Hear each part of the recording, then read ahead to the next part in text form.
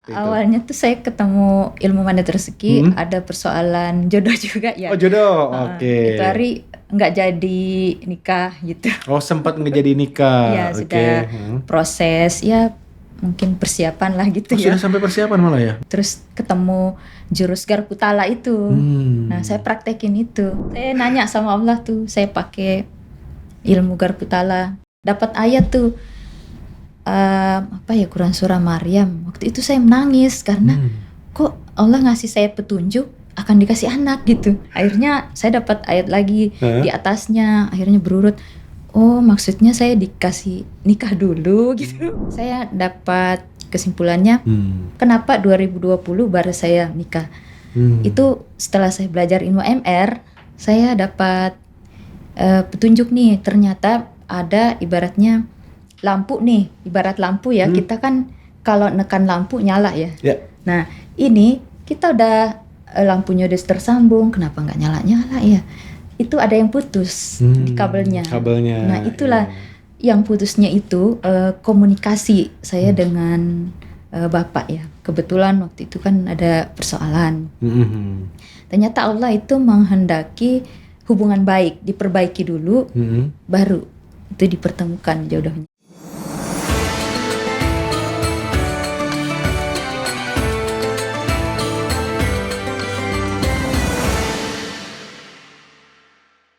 Jumpa lagi di Pejuang Keajaiban. Masih dalam suasana Ramadan, saya selalu mendatangkan orang-orang yang inspiratif.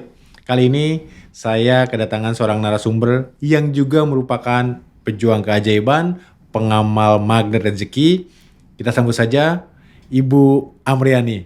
Bu Yani, apa kabar? Assalamualaikum. Waalaikumsalam warahmatullahi. Alhamdulillah baik. Baik ya, oke. Makasih Bu udah menyempatkan ya. Kita siap membagi inspirasi nih dengan audiens kita. Gitu.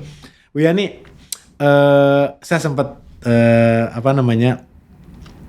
baca nih gitu ya. Wah keajaiban apa sih yang didapatkan Bu Yani? Ternyata salah satunya adalah jodoh. Betul nggak Bu? Ya, betul sekali. Tapi kita spill nanti ya, saya akan tanya-tanya. Cuman saya akan minta jelaskan dulu nih, kira-kira beliau ini profesinya apa? Bu Yani kesehariannya sebagai apa Bu? Saya bekerja sebagai seorang akuntan, juga menulis buku. Penulis buku juga ya? Dan juga produksi buku. Oh penerbitan berarti ya? Ya, ada juga penjualan. Penjualan juga. Ya, buku. Ini akuntan ini kan tukang hitung-hitungan nih. Kalau bicara rezeki, masih hitung-hitungan gak sih Bu? Ya harus. Harus ya, harus. Tapi hitungannya mungkin bukan hanya hitungan manusia ya, tapi hitungan Allah ya. Sesuai dengan tema kita magnet rezeki, duduk diam rezeki datang. Seperti itu.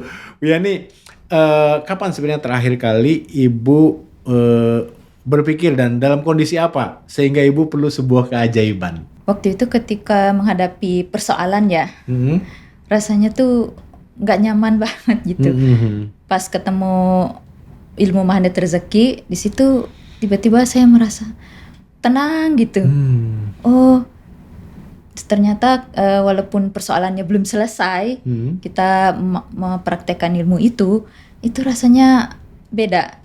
Persoalannya tetap ada, belum selesai, tapi ketenangan di hati udah beda. Ketenangan didapat setelah mulai mendengarkan audio kalau nggak salah dulu ya. Pak Anas itu membuat audio di Telegram. Boleh tahu nggak persoalannya apa? Mungkin tidak, kalau tidak nyaman tidak secara detail, tapi kira-kira nih tentang apa gitu waktu itu. Awalnya tuh saya ketemu ilmu mandat rezeki, ada persoalan jodoh juga ya. Oh jodoh, oke. Itu hari nggak jadi nikah gitu. Oh sempat nggak jadi nikah. Ya sudah proses ya. Mungkin persiapan lah gitu ya. Sudah sampai persiapan malah ya? Istilahnya udah orang tua lah diketahui. Udah ketemu ya, gitu ya, udah sepakat. Enggak ya, keduluannya nggak jadi ya. Terus rasanya tuh kayak gimana ya? Kalau sudah ke orang tua tuh kan nggak nyaman gitu. Akhirnya saya tiba-tiba ketemu jurus di magnet rezeki itu, apa ya namanya? Tentang jodoh lah. Itu rasanya, oh iya, saya harus praktekin ini. Terus ketemu jurus Garputala itu. Nah, saya praktekin itu. Praktekin ya. Jadi waktu dulu tidak nyamannya bukan hanya ke diri sendiri ya, tapi karena sudah melibatkan orang tua, banyak pihak yang terlibat, enggak jadi nikah. Itu jadi enggak enaknya berlipat-lipat ya Bu ya. Iya. Dan akhirnya mendengarkan audionya Panas tentang jodoh, Iya. mulai tenang tuh. Ya, saya praktekin pelan-pelan, Praktekin. saya cari jurus-jurus yang lain. Terus saya mulai ikut tuh mencari seminar-seminarnya gitu. Makin situ rasanya makin tenang gitu. Nggak kepikiran itu lagi. Nggak kepikiran itu lagi. Tapi boleh tanya nih dikit ya sebelum jauh. Ibu sekarang sudah berumah tangga? Udah. Sudah ya. Jadi bukan jomblo dari dulu. Itu dulu karena terpuruk, karena mau nikah nggak jadi, akhirnya kan bisa move on ya istilah anak sekarang seperti itu ya Bu Yani ya. Oke. Bu Yani, kalau kita bicara mengenai jodoh nih, waktu itu kan yang apa namanya, yang diamalkan jurus yang terkait dengan jodoh, kurang lebih seperti itu ya. Dan akhirnya Ibu menemukan ketenangan. Akhirnya menemukan penggantinya berapa lama setelah itu? Berapa ya? 2 tahun. 2 tahun ya, nggak lama lah, 2 tahun gitu ya. Akhirnya menikah gitu ya. Iya. Oke. Nah, perjalanan Ibu sampai dengan akhirnya menemukan jodoh yang baru itu gimana sih? Karena gini, maksud saya kenapa saya tanyakan gini, mungkin ada teman-teman yang males nih, ini kan Ramadan ya. Pada saat bulan puasa ditanya, kok belum nikah gitu, kapan nikah dan sebagainya. Udah ada jodohnya belum? Bawa dong berlebaran ke kampung ketemu orang tua. Nih yang biasanya mendapat pertanyaan-pertanyaan seperti itu nih, gimana menemukan ketenangan, mungkin nanti kita bisa belajar ya dari sesi ini. Nah, saya balik tanya ke Bu Yani nih. Bu, selama 2 tahun itu bagaimana sih sikap Ibu terhadap jodoh ini?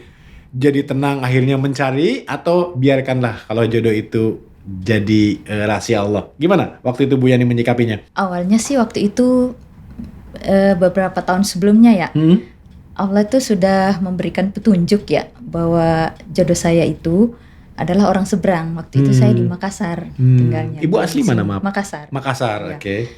Orang seberang, Pulau Jawa. Saya waktu itu ketawa sendiri loh. Ini dari mana saya di Makassar gitu. Kok katanya seberang Pulau Jawa. Heran-heran aja tuh. Kira-kira 5 tahunan kemudian saya hijrah ke Jakarta. Nah, waktu itu saya diberi petunjuk, tapi masih kan belum, ilmu MR belum ya. Lewat mimpi bahwa jodoh saya udah dekat. Saya udah di Jakarta waktu itu. Oh gitu. Ini di mana ya, saya nggak ketemu orang juga gitu kan. Akhirnya pas waktu itu ada yang ketemu, saya pikir ini mungkin maksudnya.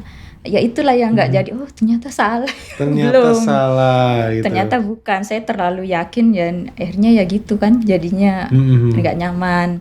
Akhirnya setelah saya belajar ilmu MR, oh ada yang salah. Kalau saya belum bertemu jodoh itu ada yang salah. Ada yang perlu saya benahin dari diri saya. Apa ya? Sambil terus mencari, saya belajar.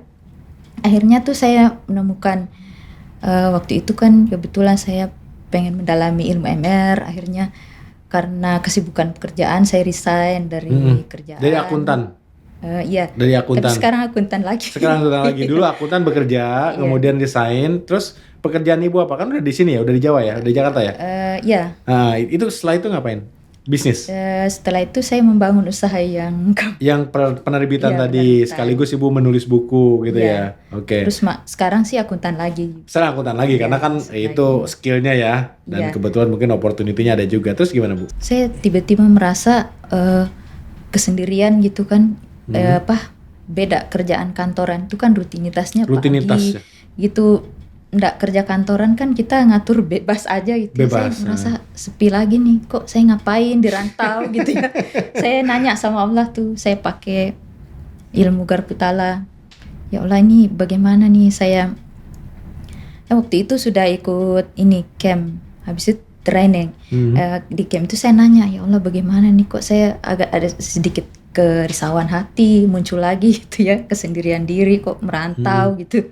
Dapat ayat tuh, Quran surah Maryam. Waktu itu saya menangis karena kok Allah ngasih saya petunjuk akan dikasih anak gitu. Saya kan belum nikah gitu ya. Saya nangis, jadi saya takut gitu. Apa ya maksudnya Allah nih akan dapat anak? Saya, kan namanya orang belum nikah dapat anak gimana ya? Iya kaget ya. Ya walaupun mungkin itu salah satu hasil dari nanti dikasih jodoh. Tapi waktu itu kaget ya Bu Karena Yani. ayat pertama itu yang saya temukan kisahnya Maryam. Allah akan berikan anak laki-laki gitu. Saya nangis, akhirnya seharian tuh besoknya saya nanya lagi, ya Allah, saya pengen jadi orang baik-baik gitu walaupun di rantau sendiri ya. Saya nggak mau, maksudnya Jangan tiba-tiba gitu. punya anak gitu ya, kan aneh juga ya. Misalnya orang gitu, saya anak rantau gitu ya. Akhirnya saya dapat ayat lagi di atasnya, akhirnya berurut. Oh, maksudnya saya dikasih nikah dulu gitu, Iya, baru betul. ini dapat, akhirnya berurut tuh ayat-ayatnya itu. Terus setiap kali saya tiba-tiba merasa di mana ya saya bertemu, saya nggak ada tanda-tanda kenalan orang lagi gitu. Iya. Dapat ayat itu terus ayat itu saya disuruh pelajari agama, Al-Quran, terus nanti akan ketemu dengan seseorang yang bersih dari dosa gitu. Orangnya biasa. itu penyayang orang tua dan dia bukan orang yang sombong. Itu petunjuk berurut tuh selalu ayat itu yang saya dapatkan berurut sampai ke bawah ujung-ujungnya, terus pindah ke bagian timur. Terus ujungnya baru anak itu. Nah sejak itu hampir berapa bulan ya, 6 bulanan tuh terus ayat itu sering saya dapatkan sampai ini apa ya? Berarti saya akan ketemu tapi di mana gitu? Ya, gitu. Dengan cara apa? Udahlah saya nikmati aja. Pasti Allah akan ada jalan Allah gitu. Sambil saya aktif di Magnet Rezeki. Karena udah nggak kerja bebas gitu ya, ngikutin kemana. Akhirnya waktu itu ada acara program ini ya, Quranic Vibration. Oke, ya. Kita orang-orang tuh boleh yang punya persoalan nanti akan ketemu CTMR siapa trainer gitu yang akan bantu. Kayak konsultasi gitu, konseling gitu ya, satu-satu gitu. Oke. Akhirnya banyak yang masuk tuh, ada yang ya rasanya senang juga bantu orang yang secara materi sih enggak ini, tapi kepuasan batin bagi saya itu luar biasa kalau bisa bantuin orang gitu ya.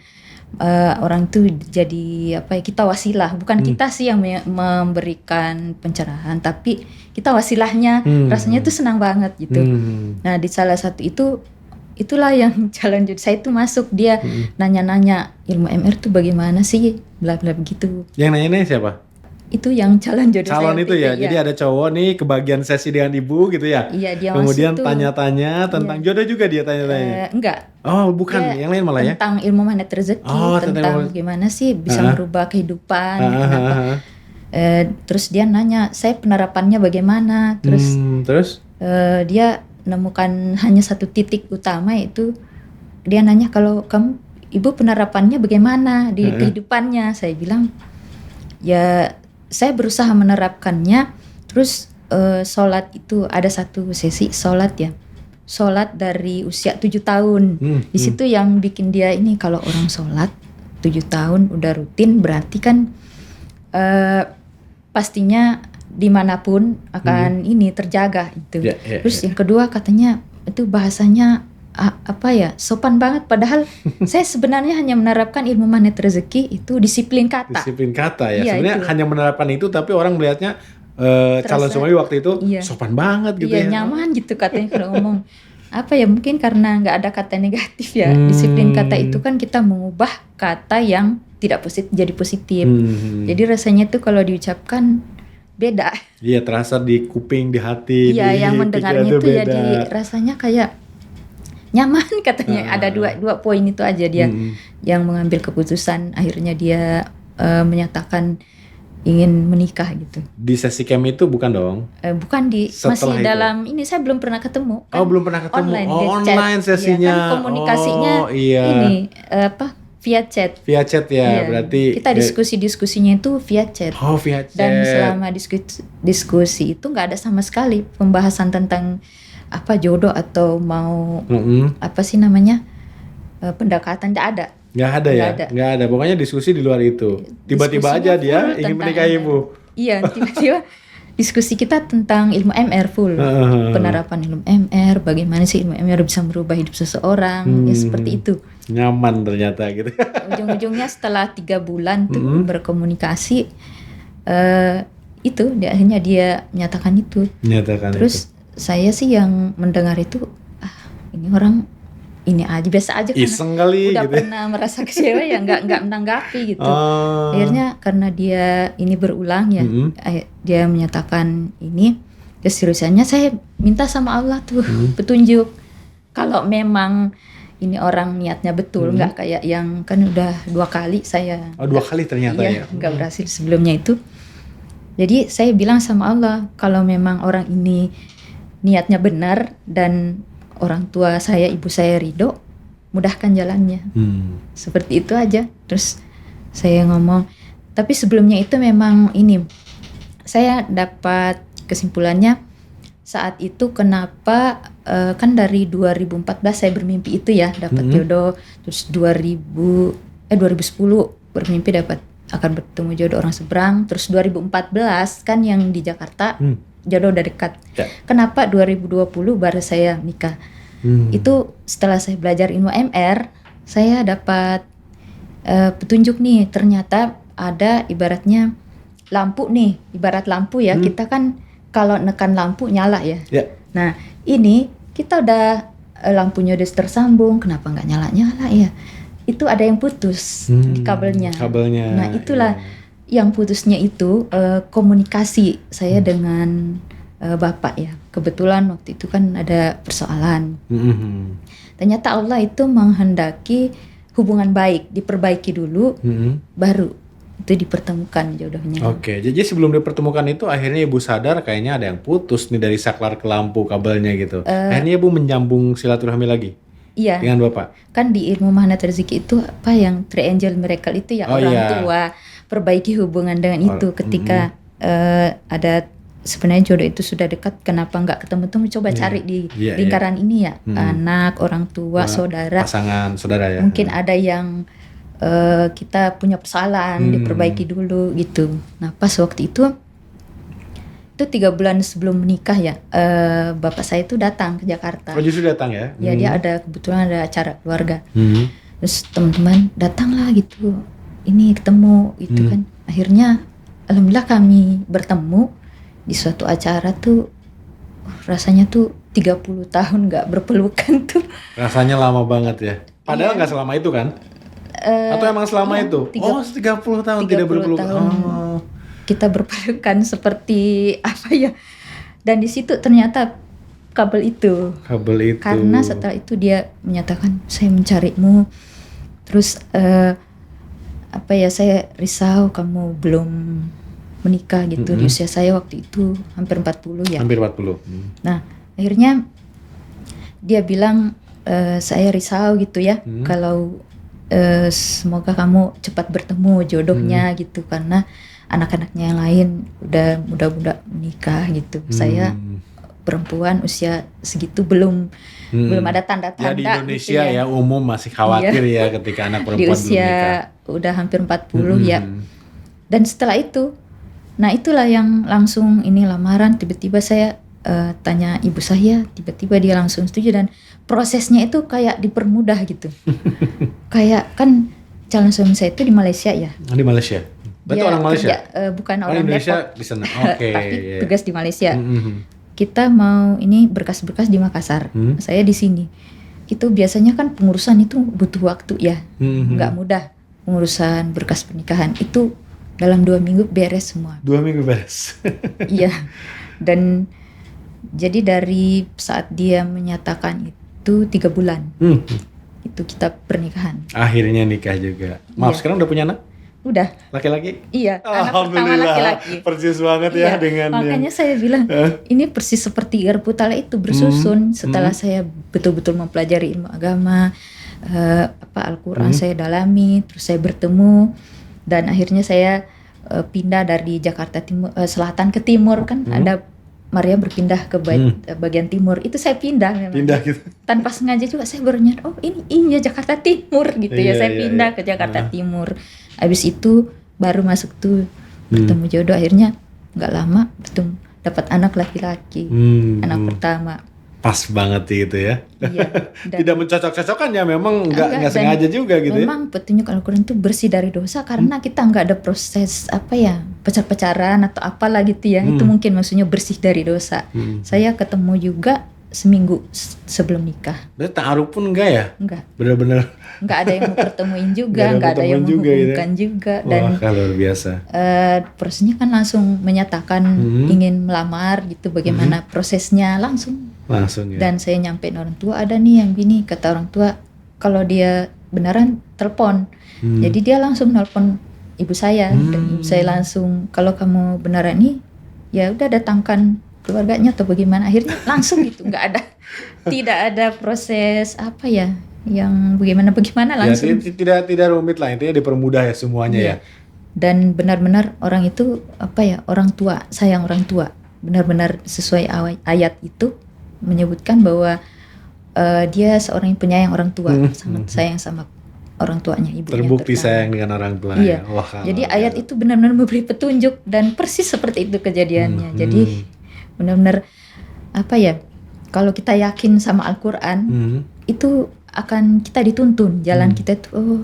Percaya saja apa kalau kita melakukan garpu tala dengan suatu persoalan, pasti ayat yang kita dapatnya itu benar.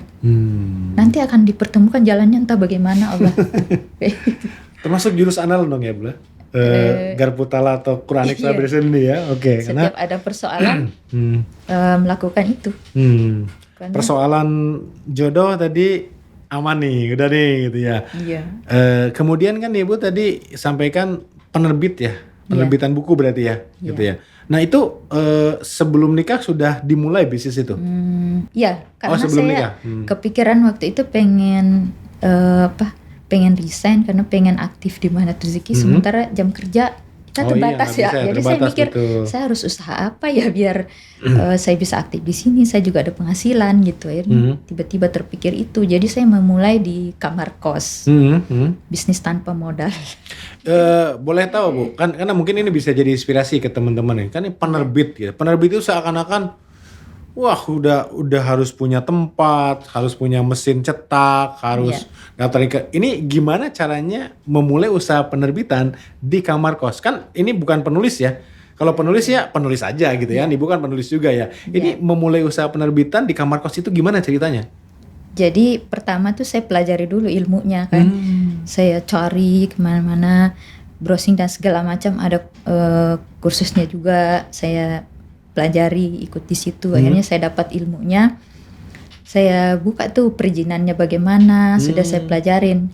Tempatnya saya pakai virtual. Virtual office ya? Iya, virtual office terus? gitu. Jadi dari situ saya mulai setelah punya virtual menawarkan. Oh, menawarkan untuk dicetakin gitu ya? Iya. Itu buku atau apa sih yang dicetak? Ya buku. Oh kan karena percetakan itu percetakan ya, bisa mencetak apapun. Tapi kalau Ibu kan penerbit ya? Lebih fokus ke buku. Oh lebih fokus ke buku. Buku siapa yang diterbitkan duluan? Buku Ibu sendiri? Buku orang juga. Oh buku orang ada juga di awal-awal? Ya. Biasanya berapa sih kalau order buku itu di awal-awal nih? Tolong dong terbitkan berapa gitu? Kadang ya namanya baru ya dan belum pengalaman ya orang 50. 10. Oh gitu, 10 juga diterima ya di karena awal. namanya cari kita kan ini dulu belum pengalaman banyak gitu. Nah akhirnya waktu itu saya ikut camp di situ, subuh tuh saya ngomong sama Allah, ngomongnya biasa aja, ya Allah saya juga pengen dong seperti orang-orang gitu ya yang penerbit besar tuh ribuan gitu, tapi saya kan ini baru gitu. Tapi kalau saya yakin kalau engkau berkehendak ya pastilah dikabulin gitu. Dan itu nggak ada seminggu. Nggak ada seminggu setelah camp, setelah bilang itu, setelah bukan bilang ya kali, memikirkan itu ya. Saya ngomong aja, bicara ngomong memang. sendiri, Ngomong saya sendiri ngomong, tapi untungnya nggak ada yang dengar. Kalau Nggak ada yang dengar gitu ya. Ini orang kenapa ya? Saya ngomong setelah sholat subuh di camp itu orang lagi zikiran tuh yang Al-Malikul. Saya ngomong, suara saya keluar tapi alhamdulillah nggak ada yang dengar. Soalnya kalau ada yang dengar bilang, ini orang kenapa ya ngomong sendiri gitu. Tapi Allah dengar lah ya. Iya. Tidak lebih dari sebulan sudah ada order. Kurang dari seminggu malah. Itu cepat banget kalau ya. nggak salah. Gimana ceritanya dapat order? Order berapa waktu itu? Dalam kurang dari seminggu. Pertama 2.000. 2.000 langsung. Biasanya 10, 50, tiba-tiba 2.000 gitu. Saya kaget waktu itu sampai saya nggak jawab sehari. Terus orangnya nanya lagi, Bu, bagaimana Bu? Berapa Bu hitungannya? Benar ini benar nggak sih? Soalnya kan biasanya 10, 50 ya. Ini benar nggak sih? Oh ya beneran ya, orangnya nanya lagi. Oh gitu. Akhirnya jadi 2.000 pertama, terus 1.000. Sebulan kemudian 1.000, terus 3 bulan kemudian 3.750. Oh gitu, luar biasa ya. Terus berapa bulan kemudian berapa ya 2.000-an. Oke, ajaib memang itu. Begitu mengamalkan jurus-jurus pada rezeki, ya tidak hanya jodoh tadi, bisnis juga mulai bergerak naik gitu ya Bu ya. Bu, boleh tahu nggak orderan berapa sih sekali order yang paling banyak pernah Ibu handle? Sampai sekarang lah, paling banyak aja. Yang satu kali pertama 3.750 itu. Itu yang paling besar ya. Iya. Kalau kesini mungkin volumenya tidak sebanyak itu, tapi lebih banyak yang order gitu ya, lebih banyak customer atau gimana? Ya mungkin juga karena saya ini sih kurang promosi ya. Oh, kurang Tapi promosi saya ya. berpikir Oke. ini usaha ini nggak saya promosikan aja, aslinya saya mungkin kayak menganggap sambilan atau apa Iya, ya. iya, iya. Jalan gitu, ada Jalan rezekinya Allah. Ada aja gitu. Apalagi kalau saya misalkan nantinya serius mempromosikan ini gitu. Oke. Sesuatu yang nggak dipromosiin aja ada aja orang yang ini karena Allah tuh memberi rezeki gitu ya. Iya, iya. Ya seperti itu ya. Nah, Ibu sendiri sebagai akuntan itu berarti buka apa? Buka firma sendiri atau PT Enggak, sendiri? kalau sekarang saya kembali kerja lagi.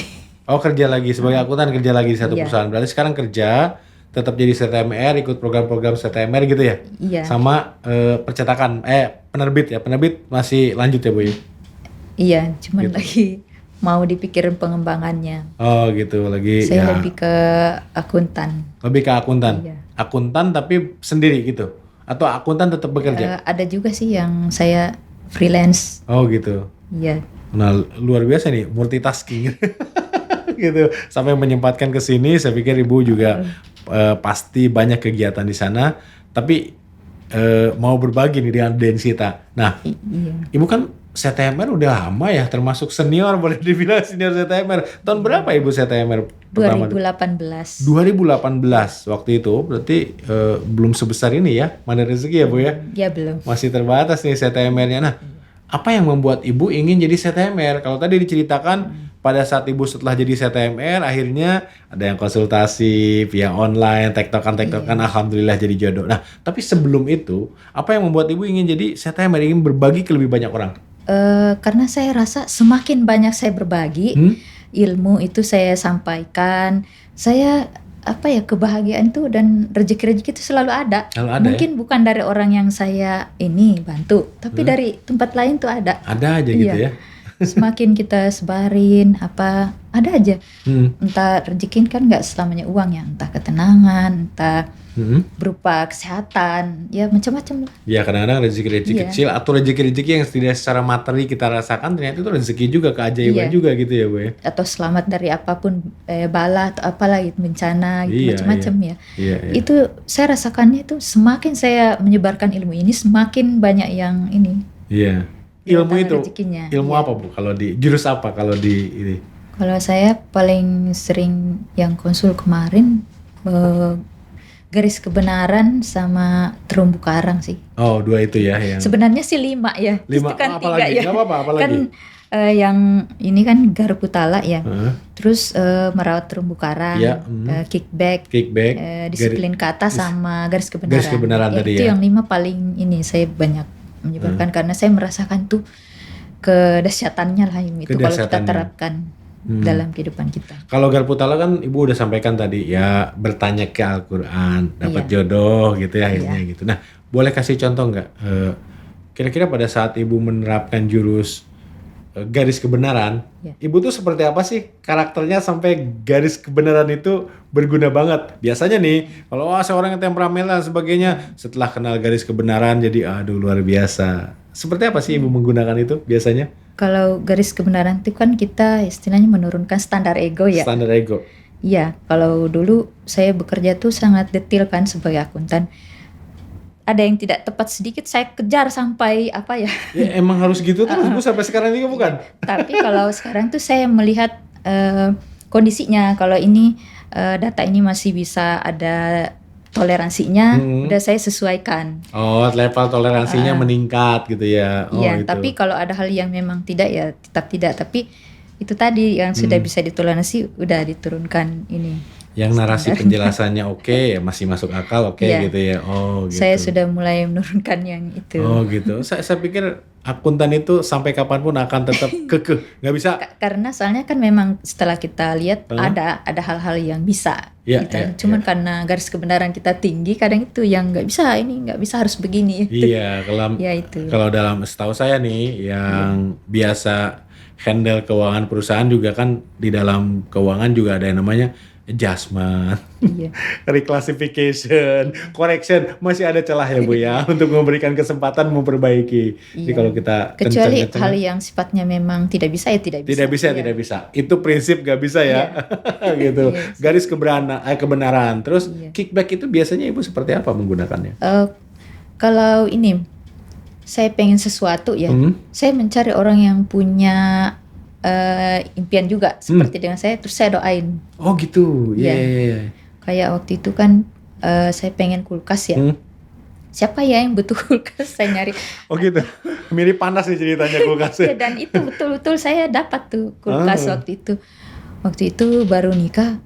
Aduh, saya pengen butuh kulkas nih kayaknya.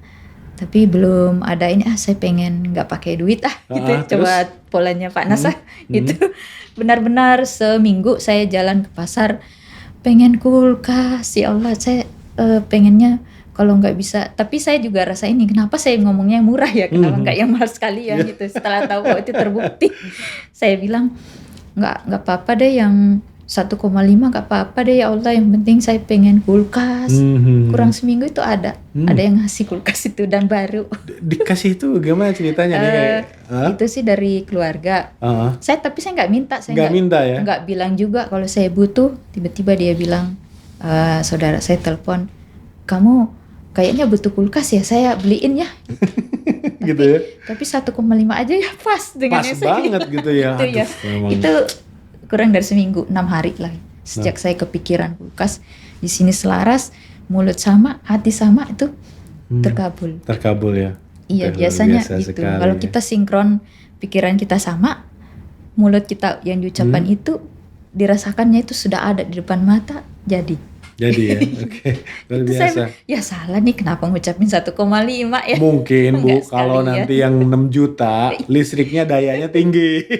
Mungkin bisa jadi seperti itu. Tapi luar biasa sih, saya juga dengar dari teman-teman pejuang keajaiban lain yang mengamalkan mandiri rezeki, ternyata banyak keajaiban-keajaiban di sekitar kita. Nah, Ibu kan membantu juga nih sebagai CTMR, klien-klien atau yang konsultasi dengan Ibu gitu ya, baik online maupun mungkin ada yang tatap muka yang datang ke Ibu.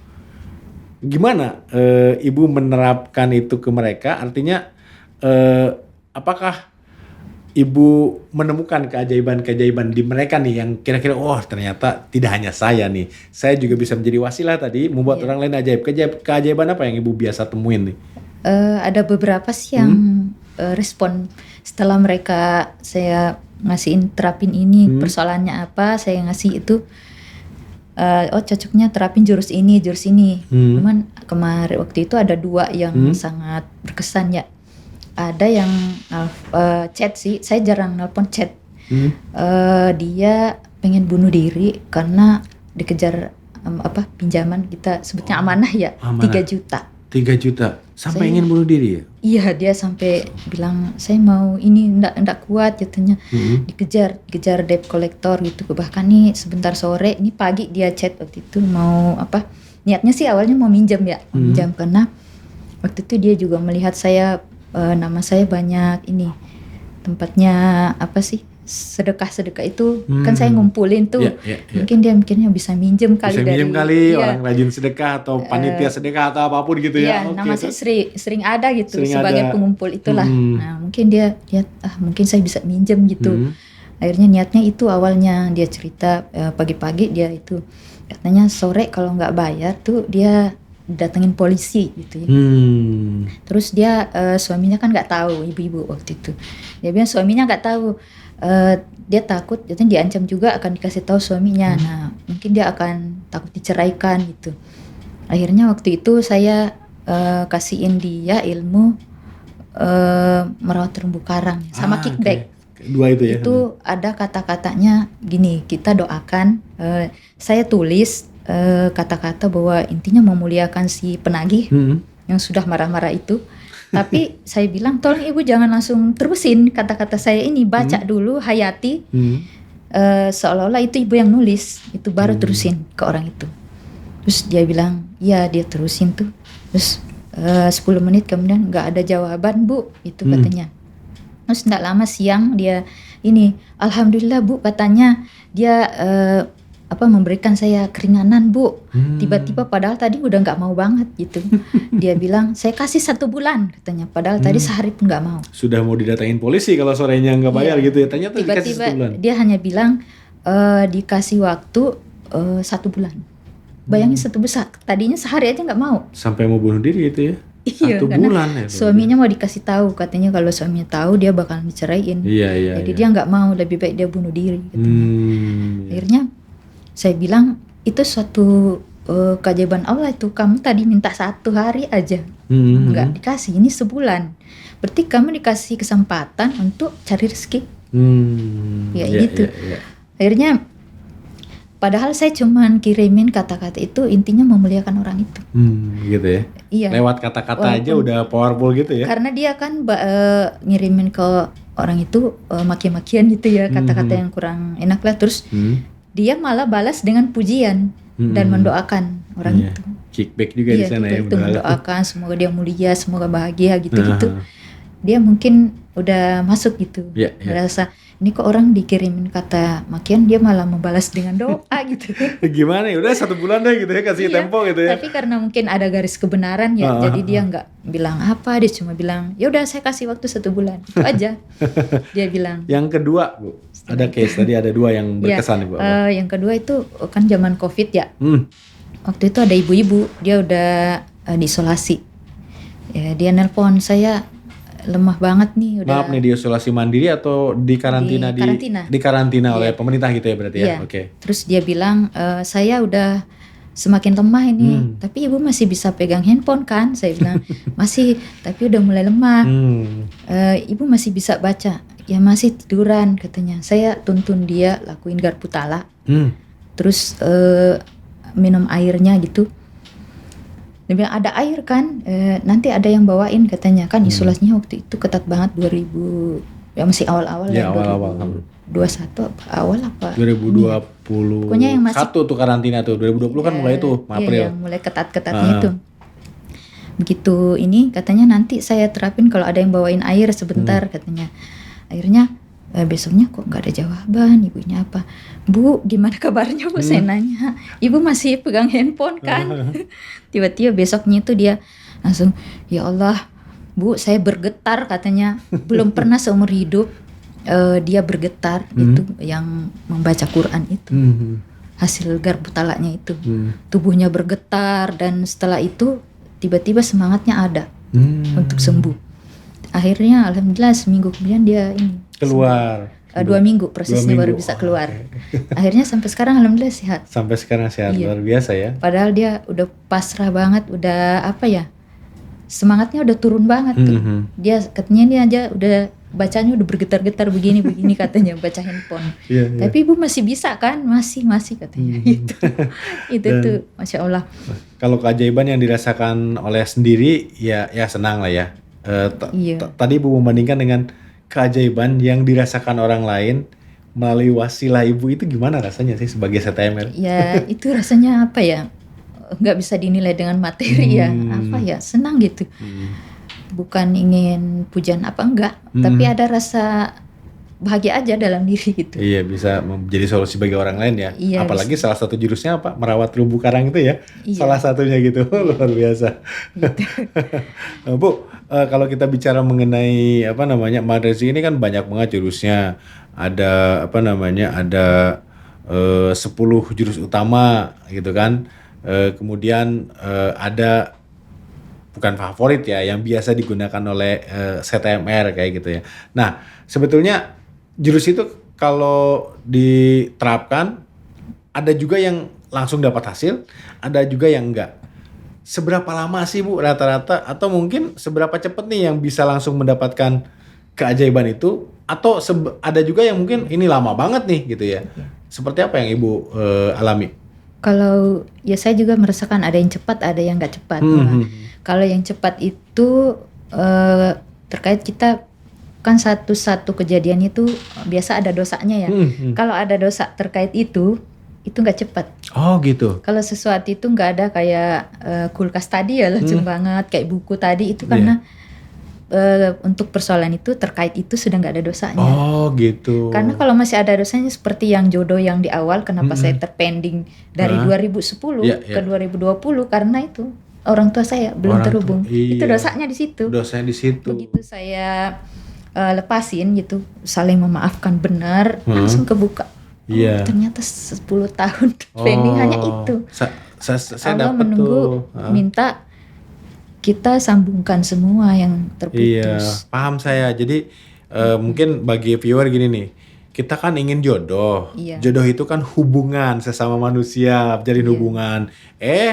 Ada hubungan juga nih, gitu kan. Ibu sebutkan tadi di Malaysia ada Triangle of Miracle ya. Iya, Ada hubungan juga nih yang kurang harmonis gitu. Perbaiki ini, karena hubungan ini juga sama-sama hubungannya identik. Iya. Berarti kan keinginan itu ada dosa nih harus diperbaiki dulu. Iya. Tapi kalau keinginan seperti kulkas tadi, saya ingin Nggak ada kulkas, dosanya. ya nggak ada urusan dengan dosa-dosa kita yang Maksudnya beli dosa kulkas. terkait itu Ya terkait itu gitu. Itu lebih cepat biasanya ya.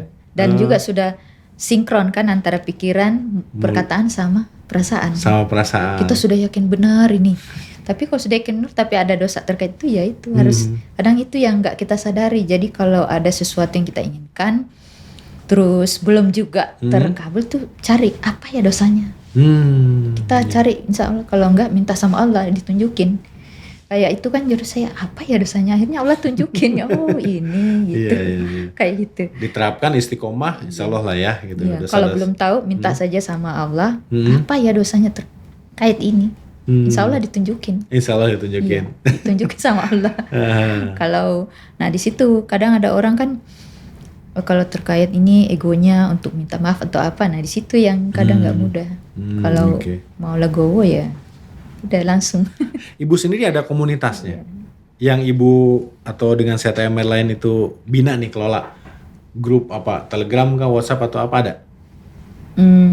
Atau ibu gabung di Mana Rezeki yang skala nasional itu? Iya, kalau ini sih saya nggak bentuk komunitas. Nggak bentuk komunitas ya, Ibu? Yang untuk yang sering konsultasi itu saya banyakan ini sih langsung ke orang-orangnya itu. Oh, langsung ke orang. Jadi kalau orang misalkan ini saya mau dibantu nih, kebetulan saya misalkan kan gini, kadang yang hadir di sini narasumber itu punya latar belakang yang berbeda-beda. Nah, viewer itu ini sama banget dengan saya case-nya nih. Misalkan jodoh tadi, saya mau deh ngobrol dengan Bu Yani gitu ya. Gimana sih caranya nih, tolong ajarin lebih detail. Itu menghubungi ibunya gimana biasanya orang-orang itu? Biasanya langsung ke kontak saya. Oh, nomor telepon. Boleh di-share? Ya, boleh. Oke, nanti kita masukkan di deskripsi ya, Bu Yani ya. Sehingga kadang-kadang ini memang ajaib banget nih bisa lunas hutang sekian puluh miliar gitu. Iya. Tapi kan masalah saya jodoh bukan itu gitu. Saya mau didampingi oleh orang yang betul-betul mengalami itu sehingga tadi bisa memperbaiki hubungan dulu baru semuanya dipermudah. Berarti nanti bisa kontak itu Ibu ya. Oke. Bu Yani luar biasa. Saya pikir sesi ini spesifik nih, belum ada nih dari sesi sebelumnya terkait dengan mendapatkan jodoh, dan saya pikir ini relate banget terutama dengan ya generasi-generasi sekarang nih yang gimana sih, apalagi mau lebaran nih ditanya jodoh gimana caranya, siapa tahu menerapkan jurus Mana Rezeki tadi seperti Bu Yani dipermudah, ditemukan dengan jodohnya yang tentunya yang baik, yang seiman, yang sayang orang tua dan lain-lain ya Bu ya. Dan kalau ada hubungan yang harus diperbaiki, momennya lebaran ya. Dengan siapa nanti mudah-mudahan Allah tunjukkan di sesi Ramadan ini, minta ke Allah apa yang kurang diperbaiki, dosa apa, nanti perbaiki hubungannya, insya Allah jodohnya seperti Bu Yani ya. Ditunjukkan betul-betul gitu ya Bu ya, kurang lebih. Iya, saya dituntun betul-betul. Dituntun betul-betul. Oh, saya harus bersihin ini, saya harus kesini. Bu, terakhir nih Bu ya, apa yang Ibu ingin sampaikan ke mereka yang sedang berjuang untuk mendapatkan keajaibannya sendiri? Mungkin ada yang, aduh saya baca bukunya nih itu nggak dapat keajaiban, aduh saya udah dengerin audionya nggak dapat keajaiban gitu, atau mungkin baru yang ternyata ada Mana Rezeki dan jurus-jurusnya. Ibu boleh disampaikan untuk bisa menginspirasi dan memotivasi para audiens kita supaya mereka istiqomah di dalam menyebut keajaiban mereka sendiri. Sebenarnya jangan tunggu keajaibannya, karena tanpa disadari keajaiban itu akan datang sendiri. tidak perlu ditunggu, laksanakan saja. Misalkan jurus magnet rezeki nih diamalkan saja sehari-hari. Nanti tanpa disadari keajaiban itu akan datang. Gitu ya kuncinya ya. Ya, dan terkait jodoh kan orang-orang yang usianya di atas 35 biasanya nih pada galau ya. Iya, iya. Gimana nih saya, gimana? Soalnya ada juga banyak yang memang curhat sama saya, gimana nih caranya? Jangan pikirin, maksudnya serahin semuanya full ke Allah dan terus minta petunjuk lewat Garpu Tala, karena nanti ada pasti jawaban Allah. Kita harus bagaimana gitu. Gitu ya. Iya. Oke, luar biasa Bu Yani, terima kasih banyak kesempatannya. Semoga bagi teman-teman yang masih berjuang untuk keajaibannya sendiri segera menemukan keajaiban. Bahkan tadi mengutip yang Ibu Yani sampaikan di awal, dengan mendengarkan audio Magnet Rezeki aja, dari yang tadinya galau, ketenangan itu udah merupakan keajaiban ya Bu ya. Luar biasa. Terima kasih, sampai jumpa di segmen berikutnya.